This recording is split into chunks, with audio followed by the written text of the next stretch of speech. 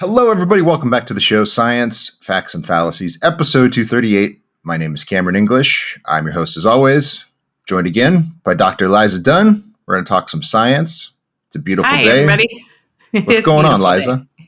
It's the weekend, which is great. I love weekends. I'm going to go to Costco with my son and my wife, and we're going to buy like a giant tub of grape juice for no apparent reason, because that's what you do at the Costco. Load up. That's exactly right. It's a lot of fun. It's the dad life. I dig it. I'm thrilled because I can hear you and see you better than I think I ever have before. Excellent. I'm moving up in the world. Yes. We got you a microphone. You look like one of those super fancy people on YouTube. There you go. Let's jump into our stories here. We've got 3 as always. So first up, antidepressants and obesity medications work, but we don't know why. Here's why that's a problem. Next up, with meat demand expected to grow by 50%, it's immoral to oppose gene-edited animals. And finally, PFAS, EPA's campaign to promote fear over facts. Okay, so first up, this story we're talking about is antidepressants and obesity medications, which are actually very, very new. We'll get into some of those, the ones that have been in the headlines recently. But this is a story by Aaron Carroll, writing for the New York Times. And he's talking about how our ignorance of how a drug works influences how people think about that drug. So, of course, as the headline gives away, he's talking about the obesity drugs and then SSRIs, which are common medications for depression and some related conditions. But he talks about his own experience with depression and anxiety and how for decades he wouldn't touch these medications because it wasn't clear how they worked. And his doctor told him as much, and then the research he looked into, it's clear that they do have a benefit for some people, but for the longest time, he's just like, I don't know what it does, and so I'm not going to take it. And I think that's a common theme, Liza, that we see a lot with all sorts of topics that we cover here.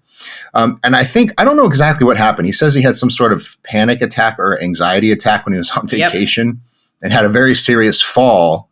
And then after that, he said, oh, okay, maybe my doctor's got a justification here, right? So he finally started taking one of these antidepressants, and it was an older one. But he says right away he realized he had made a mistake, and he said his mood improved. Everyone around him recognized the difference. And here's a quote: he says it was more optimistic, friendlier, and more engaging. And I was forced to reconsider why I had avoided taking the medication for so long. So in other words, it did exactly what it was supposed to do. And then later on, he goes on to say he struggled with obesity for many years and he would diet and he would exercise. Very common story, right? You lose a little bit of weight and then you plateau and then you gain the weight back. That happens for a lot of people. But he took one of these new injectable drugs. He doesn't say which one, but it's probably Ozempic or Wegovy, one of those two. One of the two, yeah. And then he talks about, again, it worked really, really well. And he says, again, I thought this quote was worth reading in full. He says, I'm not hungry all the time. I'm not thinking about food incessantly. I'm not obsessing about what I wish I could eat and what I can't. My mental health and even my temperament have improved so much that my whole family has rejoiced. So I'll stop there and then we can get into some more specifics, Liza. But I just think this is an interesting reply to what's going on in the headlines now, because with a lot of these drugs, with the obesity drugs and then with antidepressants for decades now, it's always been this sort of like scare story. Like people will sort of acknowledge like, yeah, they sort of work for some people, but other people just go crazy when they take these and, you know, they have all these nasty side effects. And that it just sort of seems to be like, not the scientific consensus, but maybe the cultural consensus is that some people take these drugs, but they're still really bad. And I think this is a really powerful pushback against that, is to say, well, you know, in my case and for a lot of other people, it did exactly what it was supposed to do. And now my life's better. Exactly. And so if you think about it, you know, two of the things that people talk about a lot in terms of public health issues across the Western world, at least, are mental health. So it turns out that mental health is one of the leading causes of disability in the the West, actually worldwide. The disability, the UN measures, and the World Health Organization measures disability adjusted life years. And it turns out that mental health is one of the leading causes of disability. So because of anxiety or depression or a variety of other things, people don't perform as well as they could.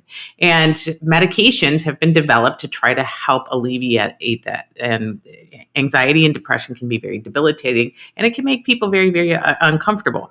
So these medications, we know how they work physiologically. We know the biochemical effects that they have. So serotonin reuptake inhibitors increase the amount of serotonin floating around in the brain, and that seems to, for some reason, elevate mood and decrease anxiety. Nobody's sure why, but they know that it does. And so since that actually alleviates some of the most troubling things for people, you would think that people would feel better. It's better than, taking it out, your anxiety out in drinking alcohol or using drugs or things like the illicit drugs that can actually cause significant biologic harm, heroin and marijuana and a variety of different things. I think that I would rather see people taking SSRIs than I would having them be, incapacitated, smoking joints on the couch. Now, I know marijuana is legal, but I think that this is probably a safer option for depression and anxiety.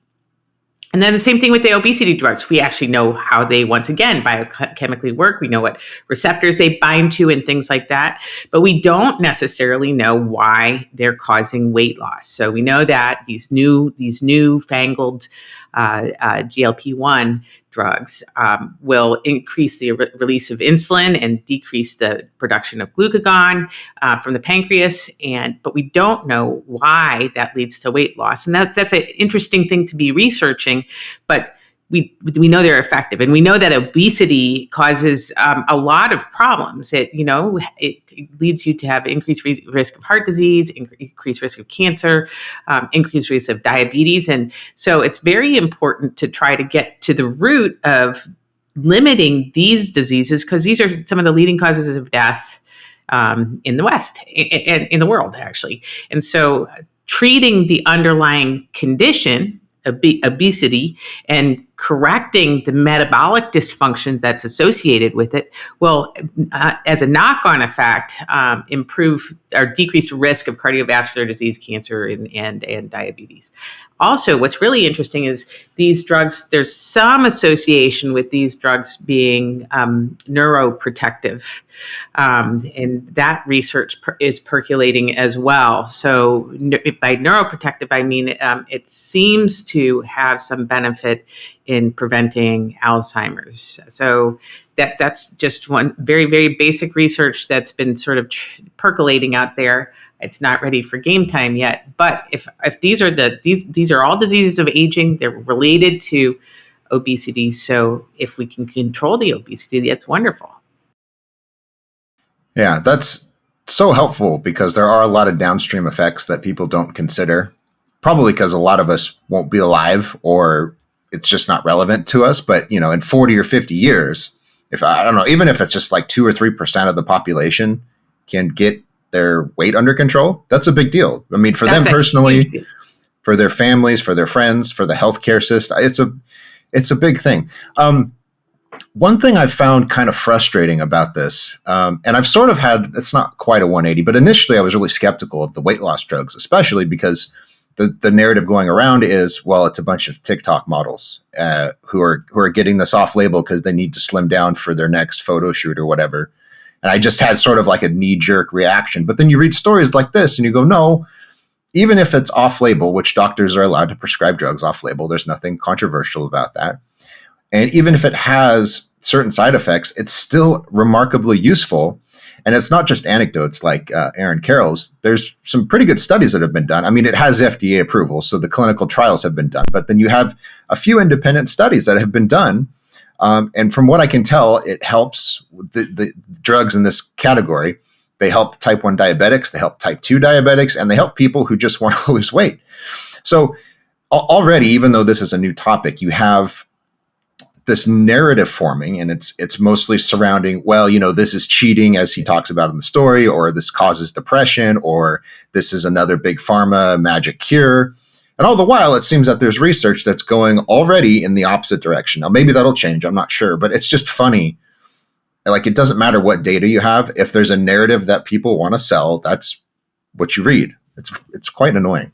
That's exactly right, and it also makes people feel guilty about the things that they can't control, right? So yes, you should be following a healthy diet, and you should be trying to exercise and things like that. But some people can't get the weight off that way, and some people have other things that can contribute to weight gain. So Aaron Carroll was talking about how he is on steroids for ulcerative colitis in that same article, and that can contribute to weight gain significantly, and that can be very hard weight to lose. So if this helps him lose that, that's a big benefit. That's a big benefit. So I think we are too risk averse in the society. And we also are often judgmental of mental health issues, where people could really get some benefit from some of these medications, and of obesity. We like to sit in judgment of people, unfortunately.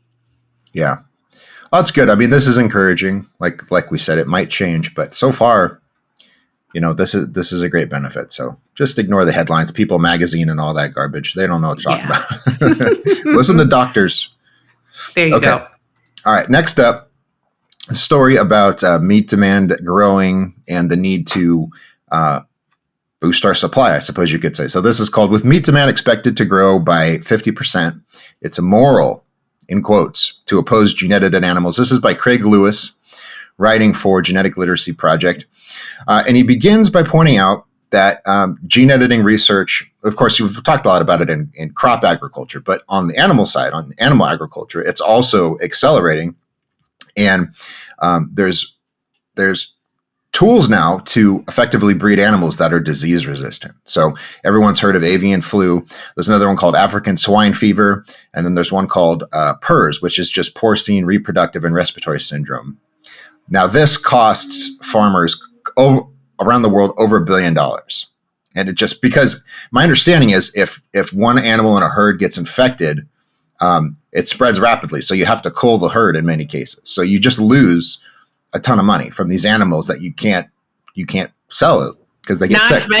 Not to mention the suffering that these animals go through when they get these diseases. These are really, really significant diseases. If you should Google what PRRS looks like, and for swine, it's awful.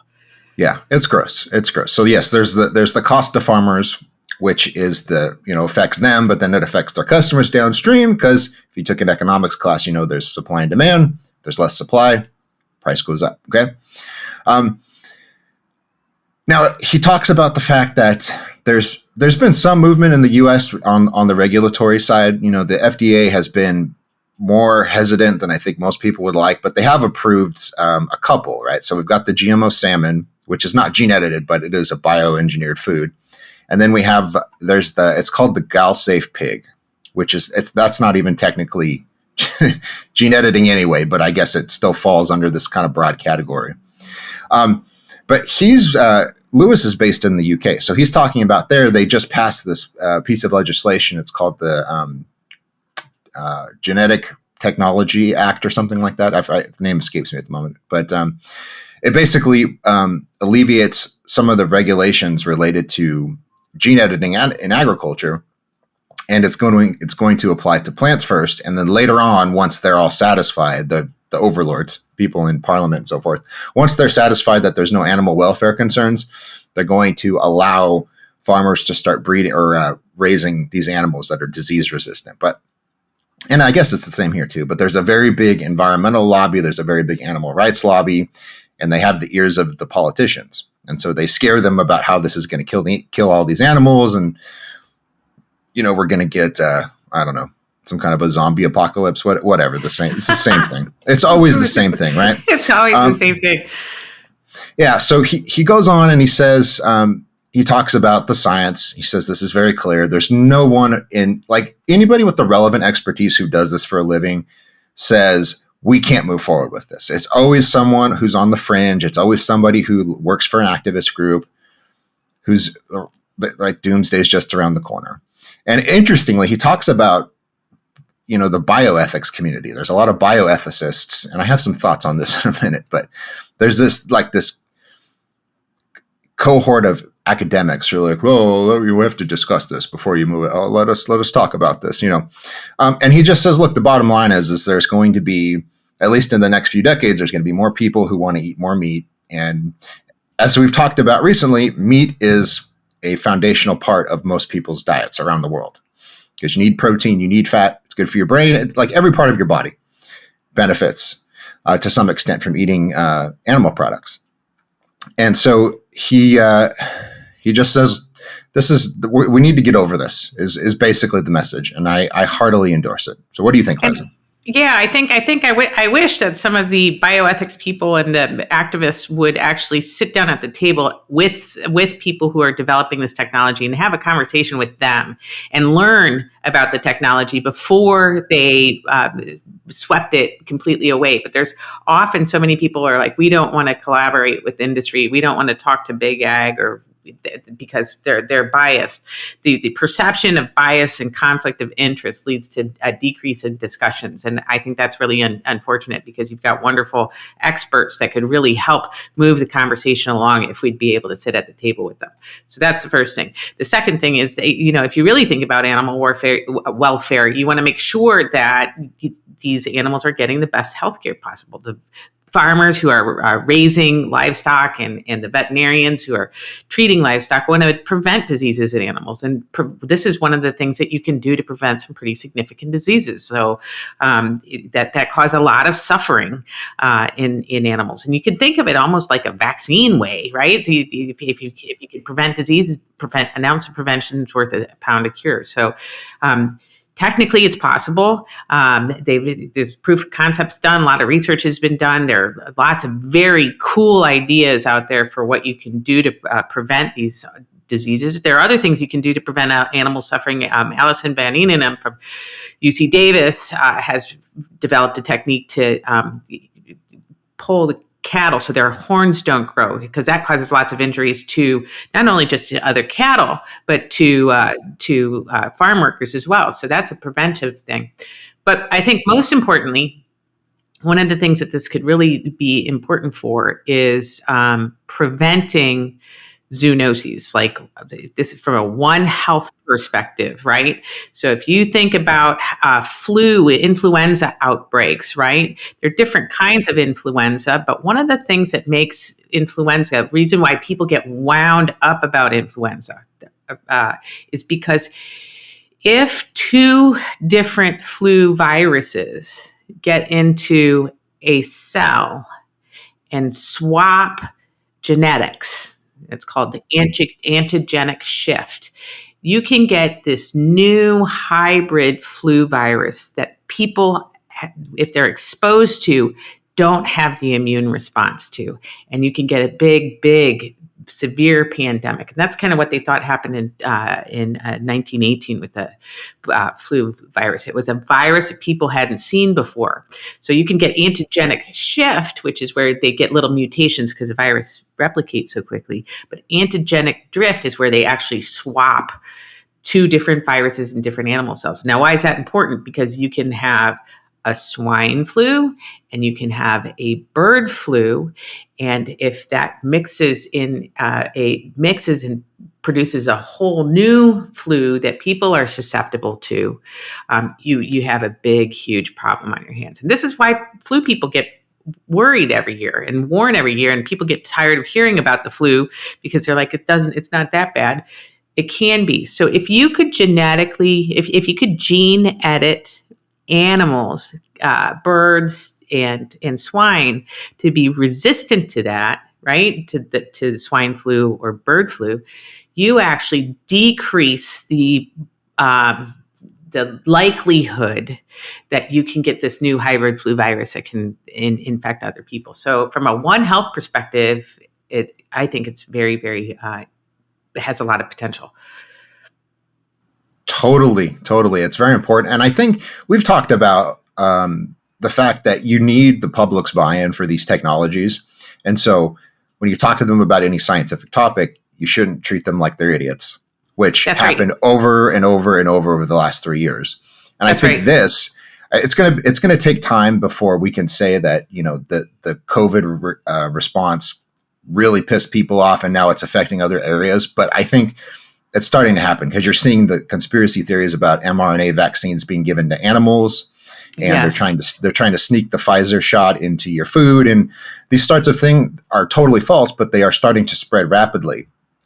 And this is exactly why you don't call people idiots because they have questions about a vaccine or they're skeptical of putting a mask on their 2-year-old, right? This is exactly That's why. that's Because this, exactly right. anyways, Because I don't want to get, yeah, go yeah, ahead. it increases suspicion and decreases trust in science, and science has gotten us so far that I hate to have these setbacks. And the only way you can help people understand is if you're willing to converse with them. Imagine that. What a concept.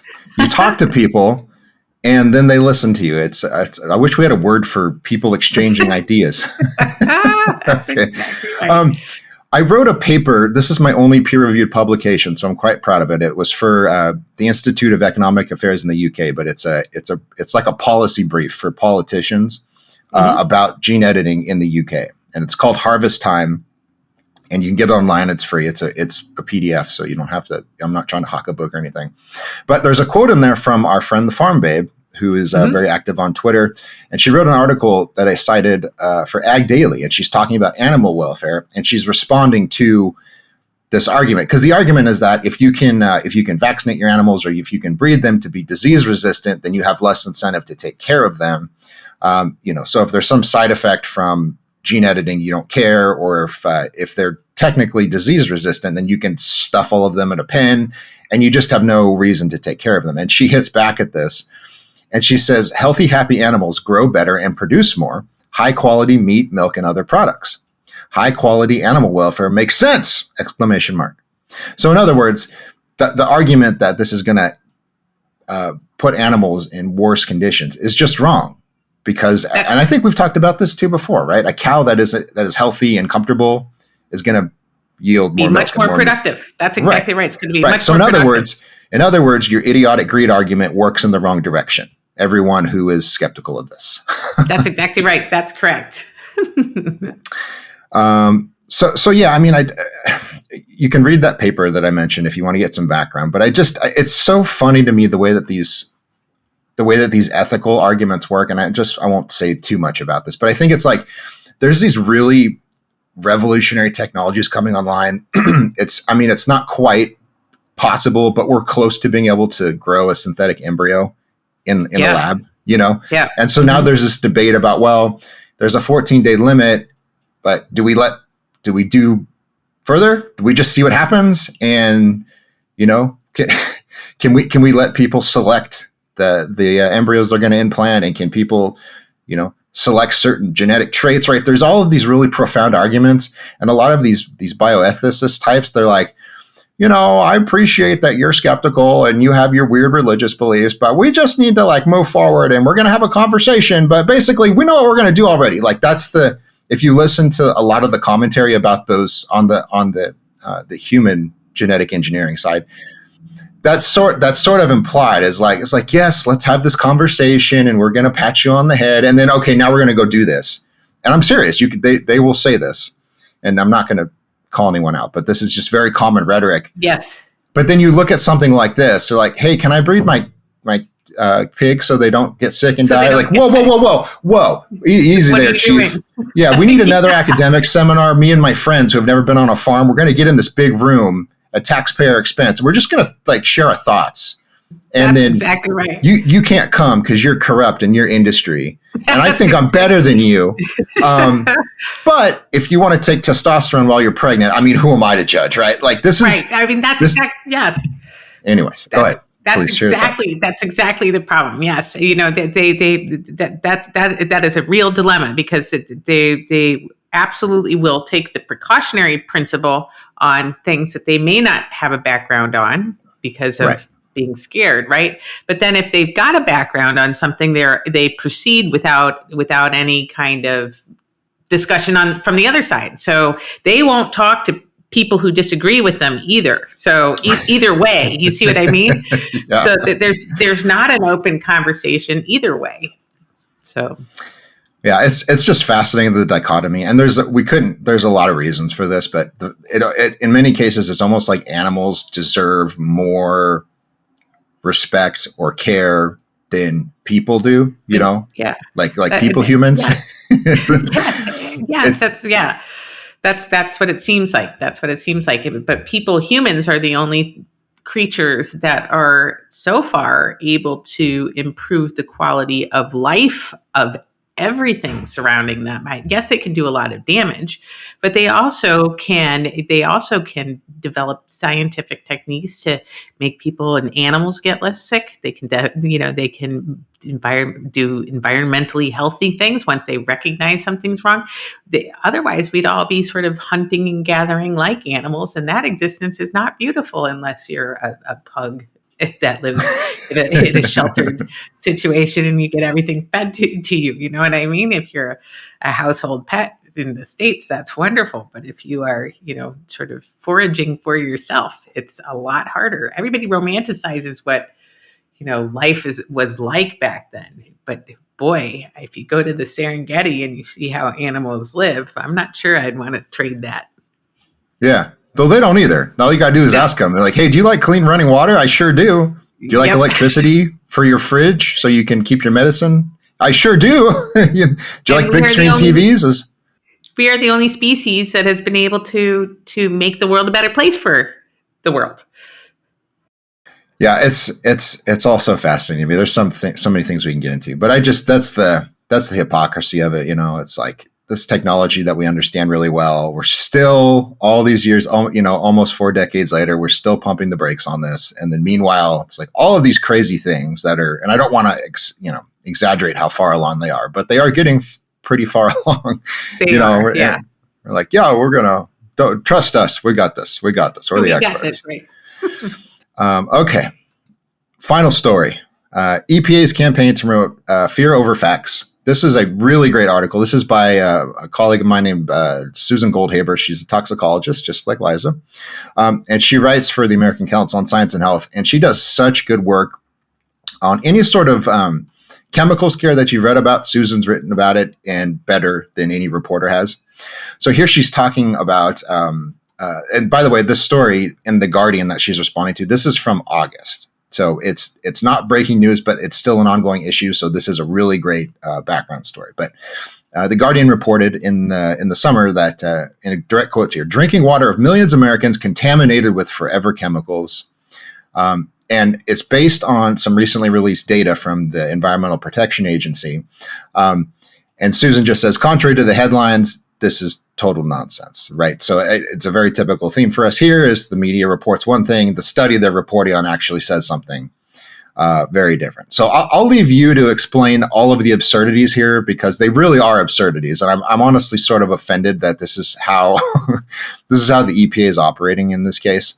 But just the basic idea.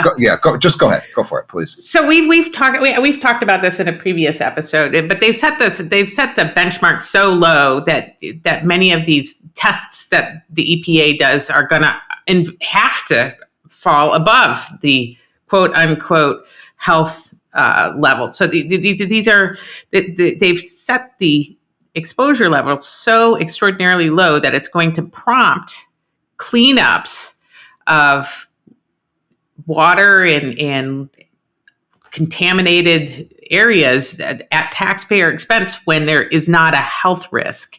So we can get into all the science of PFAS and PFOS and things like that. Basically, these are chemicals that were designed to help with heat resistance, flame resistance, retardants, and things like that. You find them all over the place, but you're finding them in such low concentrations that they're not going to cause harm. And there is a lot. It's the new focus now is that these are forever chemicals, and they're trying to sort of make it seem like DDT, where they're bioaccumulating and they're going to cause health problems. To date, there has not been a very clear link that has been mechanistically established between PFAS exposure and a health outcome. So, and that's in toxicology studies. So, those are going to be high doses, right? There are some associations, but there's not a mechanistic link. Likewise, being exposed to tiny, tiny trace amounts in water or other sources is not going to cause health problems in people. And having people have to pay for now, if there's a big, huge contamination, that's one thing, right?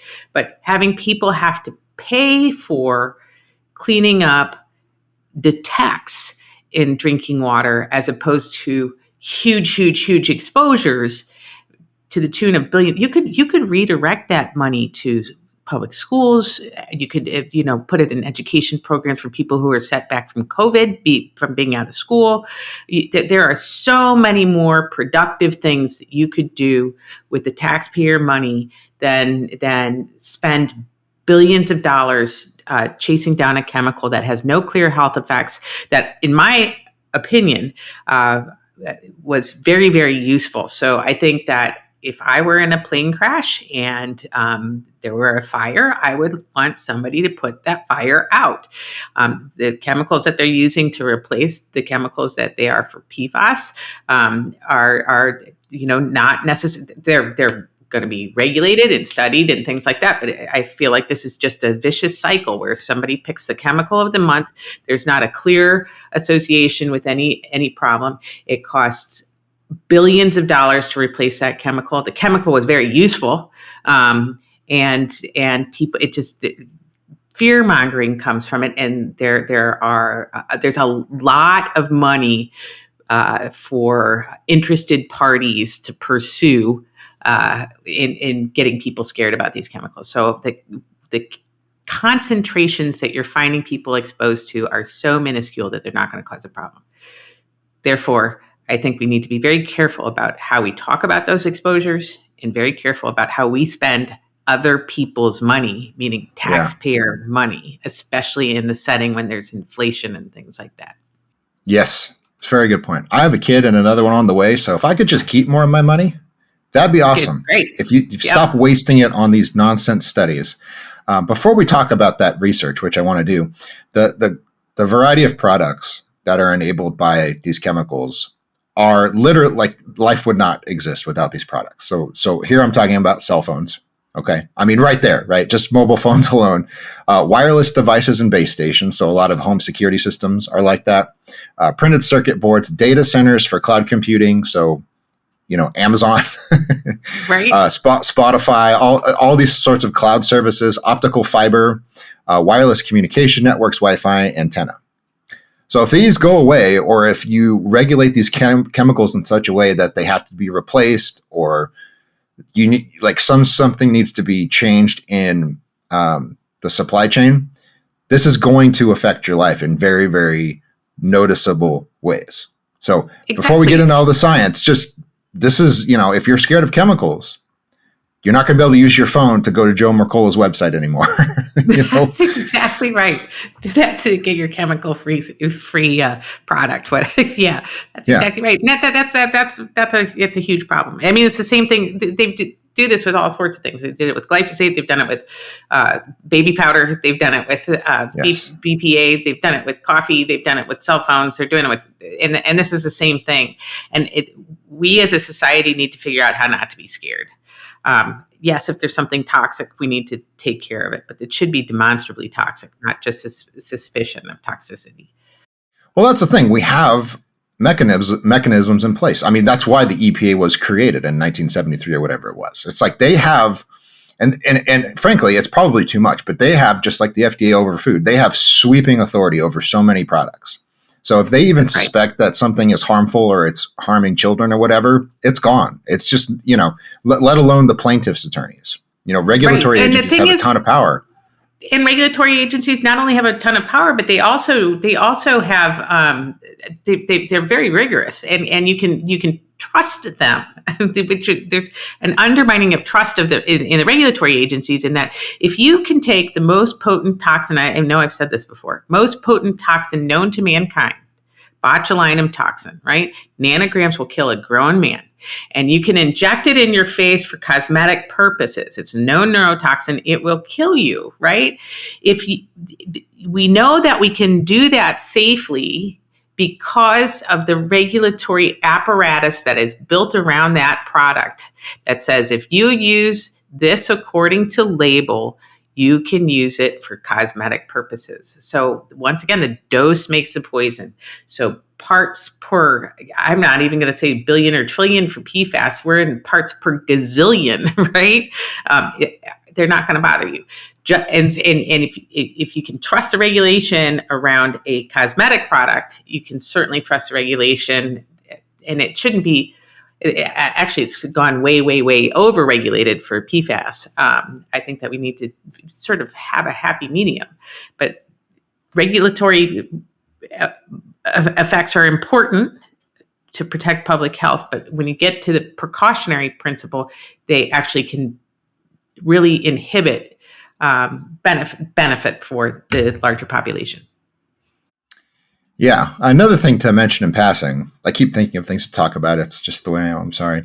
The Guardian and the news outlets and the activist groups that are amplifying the EPA's findings here, they don't believe the EPA either. They are using these results because they know that these agencies have a certain level of credibility, which has waned in the recent years. Nevertheless, if the EPA comes out and says chemical X does Y bad thing to your health, that means more than Greenpeace says chemical X does bad Y to your health, right?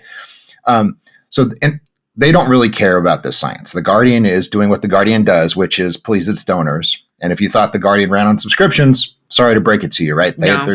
There's billionaires that give them money to write very specific stories.